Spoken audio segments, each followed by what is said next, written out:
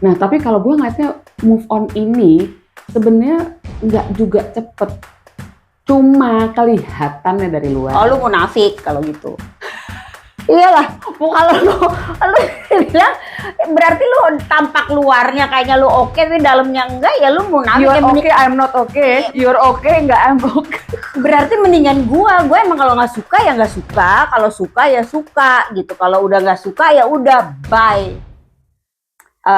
Lo pernah kehilangan? Ini kita ngomongin ya agak-agak luas ya. Kehilangan pekerjaan secara paksa. Kan lu freelancer ya. Jadi kehilangan pekerjaan karena kontrak habis nggak termasuk ya guys. Kehilangan pekerjaan secara paksa, kehilangan pertemanan secara paksa, segala sesuatu yang dipaksakan yang nggak enak gitu loh ya. Pernah lah dalam hidup ini, apa sih yang nggak pernah dicoba? Pernah lah. Jadi kehilangan maksudnya gini, dari yang kecil sifatnya sampai kehilangan yang besar gitu. Itu semua diterima dengan ya makin lama makin umur juga kan belajar ya. Jadi akhirnya ada yang bisa oke, yang ini gue mampu untuk gue kelola.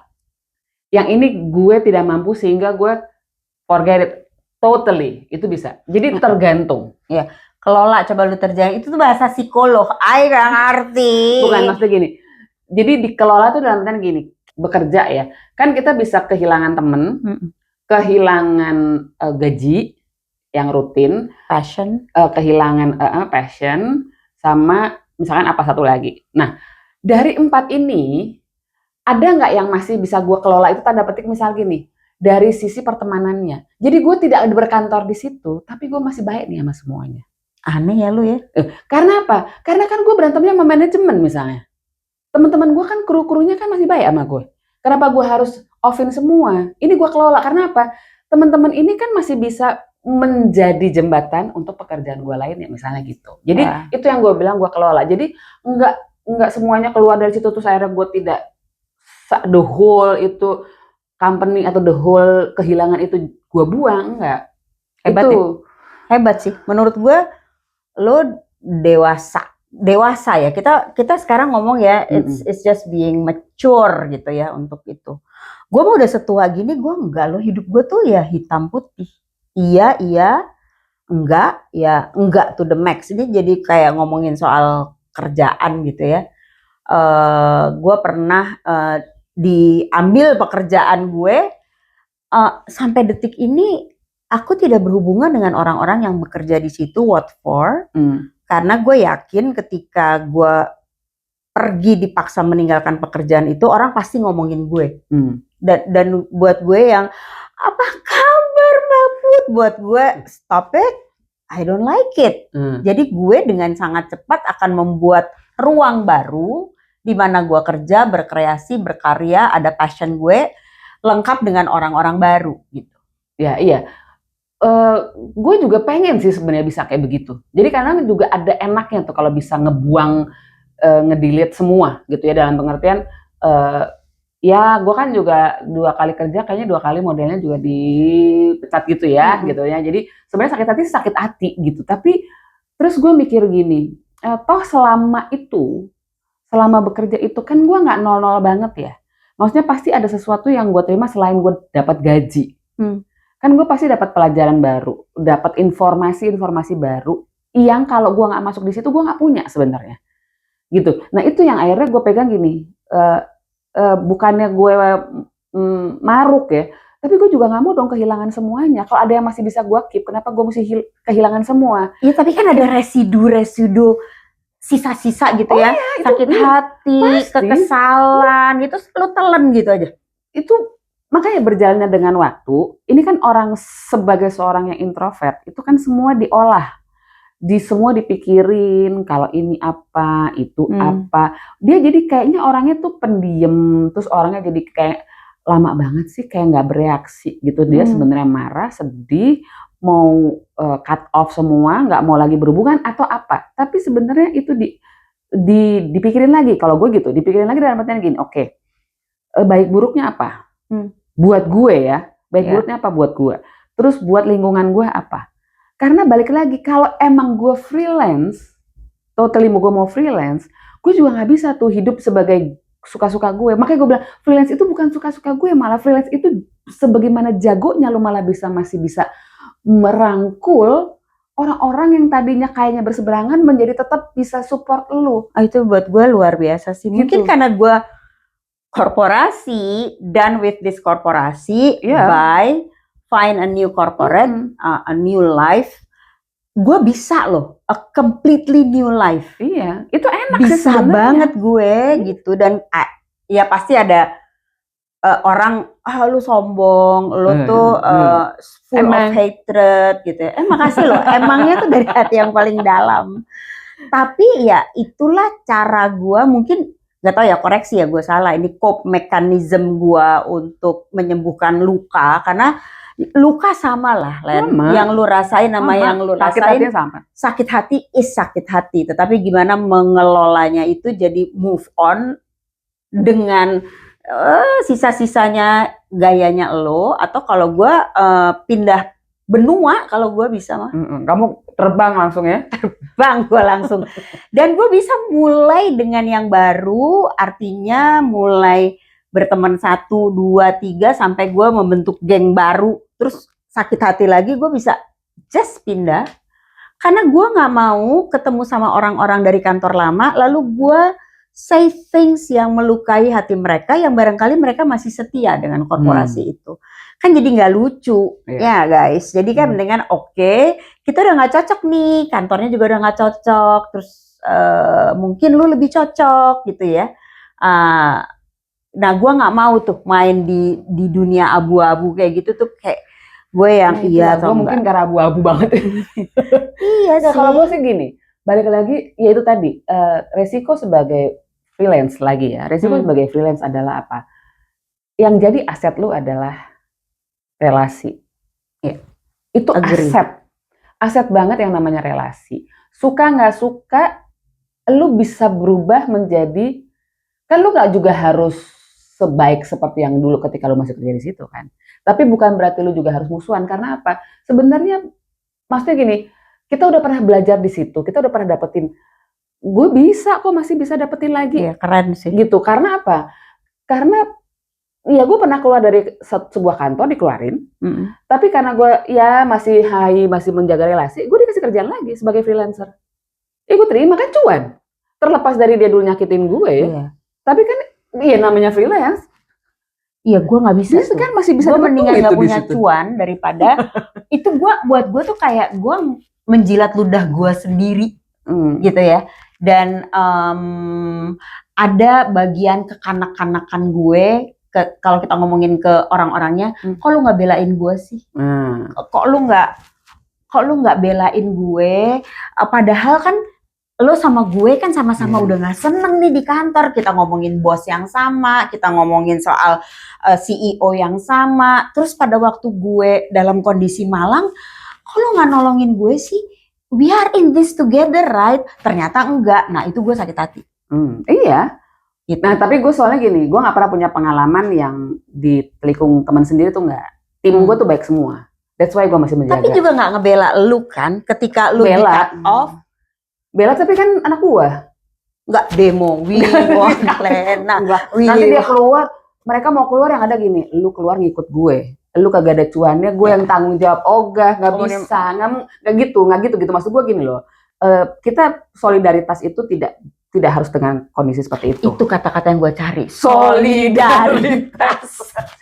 Solidaritas itu tidak begitu caranya. Jadi maksud gue gini, jadi gini, biarkanlah orang ini mengalami seperti ini kejadiannya, seorang Elena mengalami kejadian ini, tapi orang-orang yang masih bisa bertahan dengan kondisi korporasi seperti itu, dan dia membutuhkan itu, gue bilang tahan. Karena apa? Kalau gue, alhamdulillah punya privilege, ada another pekerjaan yang bisa gue kerjakan sebagai freelance. Terima konsultasi dan segala macam. Kalau yang tidak ada, jangan deh.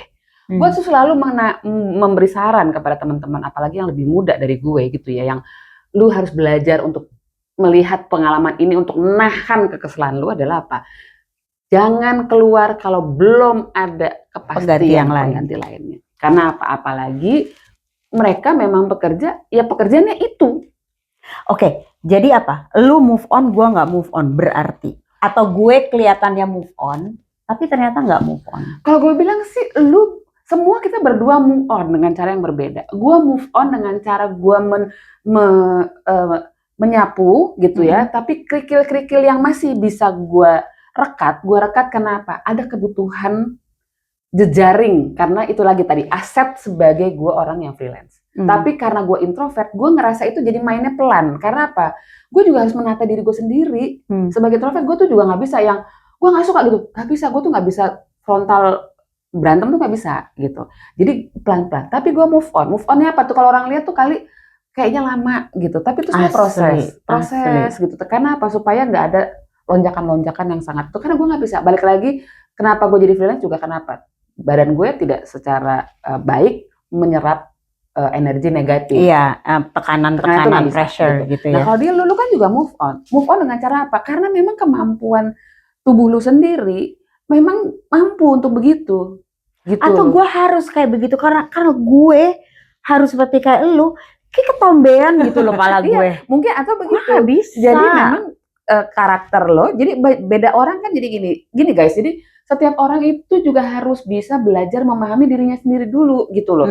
Lu mau jadi gini, jangan sosokan, pokoknya gue gak suka nih kantor, gue keluar gitu. Abis itu keluar, mati gue mau ngapain nih. Abis itu malah, boleh gak gue gak keluar, malah itu nanti yang namanya jilat ludah sendiri. Gitu, udah marah. Kalau gue gini, tahan dulu.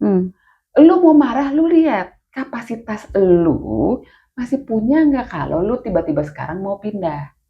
Gitu, itu. Jadi berpikirlah dengan cermat.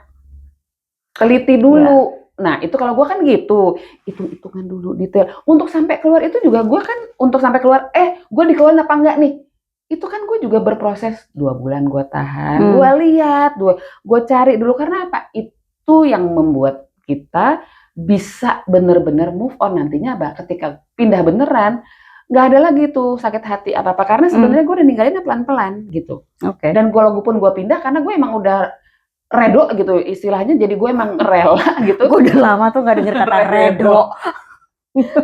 Pindah ke tempat itu, sehingga teman-teman gue yang lama yang dulu mau support kayak mau solidaritas teman, gue udah bilang it doesn't matter anymore.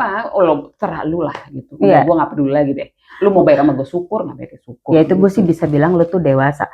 Karena gue ya kekanak-kanakannya jadi gini guys, waktu pertama kali zamannya Facebook. Ingat Facebook tuh banyak-banyakan temen. Sampai sekarang gue enggak.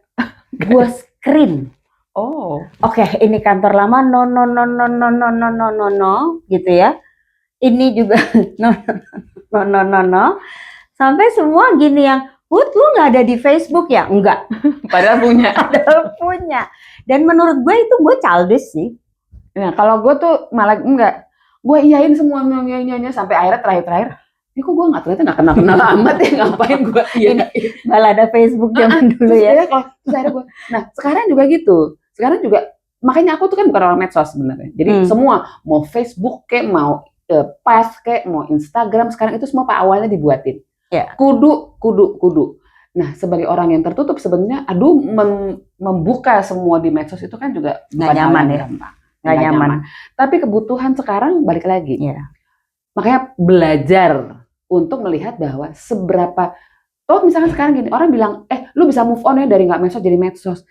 Untuk mendapatkan posisi seperti ini, kenyamanan seperti ini, gue juga hitung-hitung apa dulu yang mau gue keluarin di medsos. Sepakat. Ya kan, jadi yang namanya move on juga gitu, boleh dengan cara yang masing-masing, toh juga dengan apa dulu yang mau dipindahkan, istilahnya apa dulu yang mau dituju setelah ini. Sama kayak gue Instagram, apa dulu yang mau dituju. Lu nggak ngumbar kehidupan pribadi lu kok, enggak. Ini gue kerjakan untuk sebuah tujuan pekerjaan misalnya gitu. Sama move on juga, lu lakukan untuk apa? Untuk jejaring network, karena saling, ya dunia ini kecil. Industri gue tuh kecil bisa dibilang yang gue jalanin. Jadi itu tetap harus dikemas dengan cantik. Bukan berarti lu munafik, tapi lu harus tahu lu ada di mana. Berarti gue juga nggak childish dong. Ini cara gue aja gitu. Karena ya balik lagi, orang punya kemampuan mengelola ya kehilangannya itu kan macam-macam. Ada yang nangis ketika, gue pernah nangis dipecat. Emang lu pikir nggak nangis? Nangis gitu, anjrit gue baru punya cicilan mobil apa waktu gue ya, harus cicil gue gimana gitu. Nangis lah. Tapi gue mikir gini, Terus kalau gue mau melarut-larutkan gitu, terus gue dapet apa? Gila lo dewasa banget, gue makin merasa childish. Gue makin merasa gue nggak layak ngobrol sama lo. Enggak, lah bener. Malah makanya gue bilang itu waktu gue coba kerja, terus freelance lagi, terus nyoba kerja, freelance lagi. Jadi sebenarnya nyoba kerja itu bukannya nggak pernah mau loh dengan korporasi, mau gue coba. Iya. Tapi akhirnya sakit hatinya lebih besar daripada gue freelance nggak diterima. Nggak apa-apa namanya freelance, Iya. proposal nggak diterima, biasa. Coba lo korporasi udah bikin proposal, terus abis itu gue dipecat, proposal gue diterima, makin lebih Kesel kan? Ya. Itu. Jadi sebenarnya guys, kita nggak bisa judging orang. Nah, susah. Lo tuh nggak move on. Coba contoh si Putri, dia lebih move on. Jadi kalau kita bicara tentang gimana menghadapi sebuah kehilangan, kita ngomongin soal macam-macam ya. Ada pekerjaan, ada pertemanan, ya kan kadang-kadang teman juga terikut dalam di korporasi. situ, atau keluarga gitu ya. Ternyata cara kita move on itu beda-beda. Aku tuh childish banget, tapi aku nyaman. Ketika sampai di tujuan yang baru, sekarang sukses, berarti itu bener. Gitu. Iya, nyamannya dengan itu. Kalau lu nggak pakai potong semua, mungkin lu tujuannya tuh nggak 100%. Gue kayak udah tercompang-camping diri gue nanti tuh. di yang tujuan kedua, karena move on di tujuan kedua, akhirnya masih peruntul-peruntul kan, jadi 70%. Kalau gue kan nggak, dari dulu tuh kan emang nggak pernah 100%, karena itu tadi kan, jadi 60, 70, bergerak di situ, gitu. Tapi jangan sampai lu bener-bener abis gitu. Kalau abis, ya sebenarnya lu nggak bisa kerja apa-apa, atau lu nggak punya teman sama sekali, atau lu akhirnya nggak punya channel apa-apa. Ya, itu juga nggak oke juga. Oke, gitu. Jadi move on or not move on, tulis di kolom komen, like, share, subscribe. Kita tuh rindu banget subscriber. Tapi kalau ada unek-unek, sini duduk dulu. Feel the rhythm in your soul, move your body, lose control.